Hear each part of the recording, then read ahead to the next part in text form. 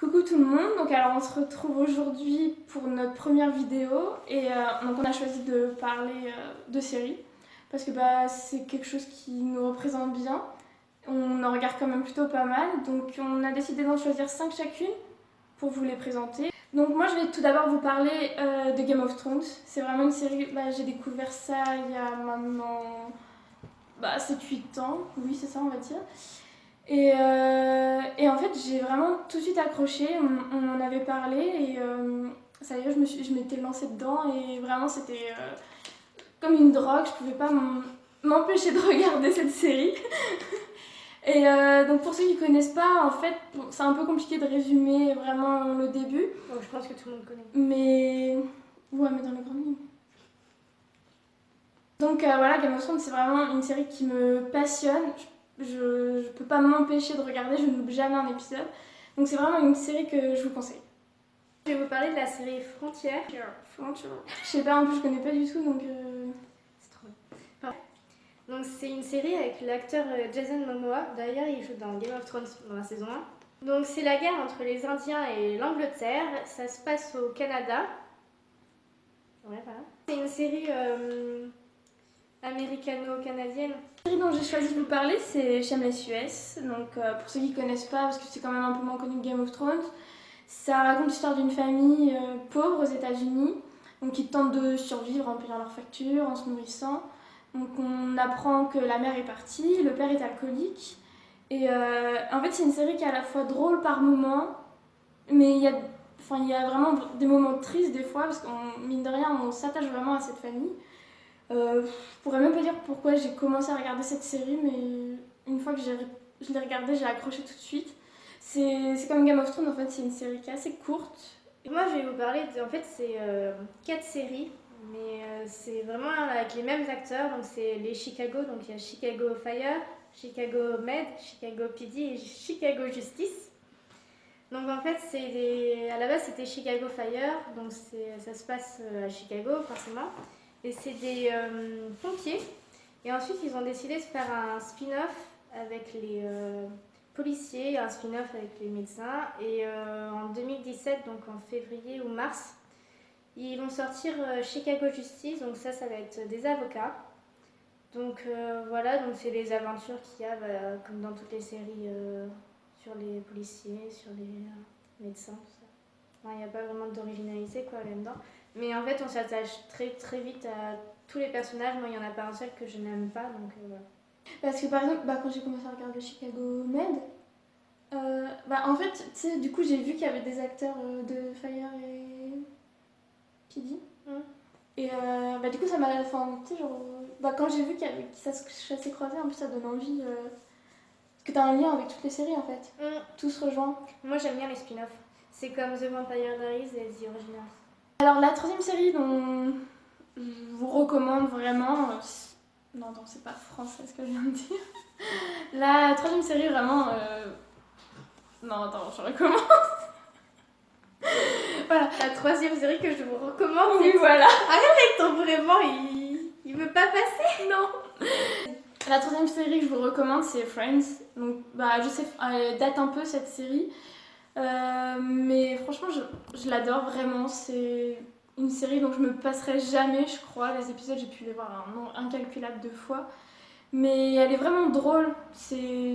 Voilà, ça dure pas longtemps, ça dure 20 minutes chaque épisode. Il y en a beaucoup, certes, mais en fait, voilà, si vous voulez passer un bon moment, oublier tous vos soucis en quelque sorte, vous regardez ça, c'est vraiment drôle. Pour vous situer, en fait, Friends, ça se passe à New York. Donc c'est un groupe de 6 amis.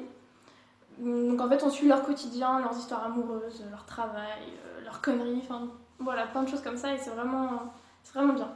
Ouais, c'est comme toutes les sitcoms quoi. Voilà. Un peu la vie ordinaire de tout le monde quoi. Ça, sauf qu'ils ont quand même des appartements de malades là-dedans. Ils ont des malades. C'est toujours. C'est la vie ordinaire, mais c'est toujours exagéré quoi, un peu quand même. Ouais, exactement. En fait, voilà, on voit ça, on dit, ouais, ça a l'air d'être trop bien de vivre comme ça à New York, mais bon, voilà, c'est pas. C'est un peu comme Gossip Girl, hein. C'est un peu surfait. Ouais. Que je regardais, parce qu'elle est terminée maintenant, c'est Finding Carter. Une famille qui pouvait pas avoir d'enfants Et il y a eu la mère porteuse qui a donné des jumelles, du coup. Et en fait, elle a décidé d'en voler une, un jour. Du coup, elle l'a élevée. Et 16 ans après, je crois, il la retrouve. Et donc voilà, c'est l'histoire d'une jeune fille qui est un peu perturbée parce elle a dû changer de famille. Et sa mère, elle apprend qu'elle est complètement détraquée. Donc voilà. Et mes deux autres séries dont je voudrais vous parler, je vais les faire en même temps parce qu'en fait c'est des séries qui sont récentes. Donc c'est Westworld et Les désastreuses aventures des orphelins Baudelaire. Donc Westworld c'est dans un monde futuriste. En fait c'est des personnes, ils ont créé un parc où il y a des robots dedans. Donc des robots qui ont vraiment une apparence humaine et en fait ils sont là pour satisfaire tous les besoins des visiteurs du parc. Et cette série pareil, donc il n'y a pas beaucoup d'épisodes, il y en a 10. Donc elle se regarde assez rapidement et franchement elle vaut le détour, elle est vraiment bien. Et donc l'autre c'est Les désastreuses aventures des orphelins Baudelaire. Donc, je sais pas si vous connaissez l'histoire parce que bon c'est pas non plus hyper connu. Il y a déjà eu un film dessus avec Jim Carrey. Et donc en fait ça raconte, donc c'est 3 enfants, Violette, Klaus et Pruny. Leurs parents ils meurent dans un incendie. Du coup ils se retrouvent baladés de tuteur en tuteur. Et donc ça raconte leurs aventures. Donc c'est adapté d'une série de livres. Donc la série là, elle raconte... oui, pardon. Et la série elle raconte les 4 premiers livres il me semble. Et franchement elle se regarde très rapidement. Je crois que j'ai dû la regarder en 3-4 jours. Donc vraiment elle rend vite accro. C'est une série française, américaine? Non, c'est avec Neil Patrick Harris qui joue un des personnages principaux. Il y a quelques personnes connues, mais c'est lui le principal. Moi, je vais vous parler d'une série, c'est Beaten, donc c'est une série canadienne. Elle a été finie il y a 1 an, je crois. Pour une femme, si t'es surnaturelle, t'es une sorcière, et si t'es surnaturelle pour un homme, t'es un loup-garou. Sauf que il y a eu un problème, il y a une femme qui a réussi à devenir loup-garou.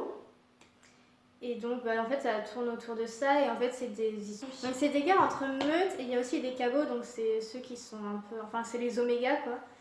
Et donc, voilà, ça tourne autour de ça. Et c'est surtout à la fin, ça va être la guerre entre les loups-garous canadiens et les loups-garous russes.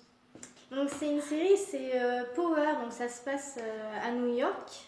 Des dealers de drogue et notamment 50 Cent. Et en fait, c'est 50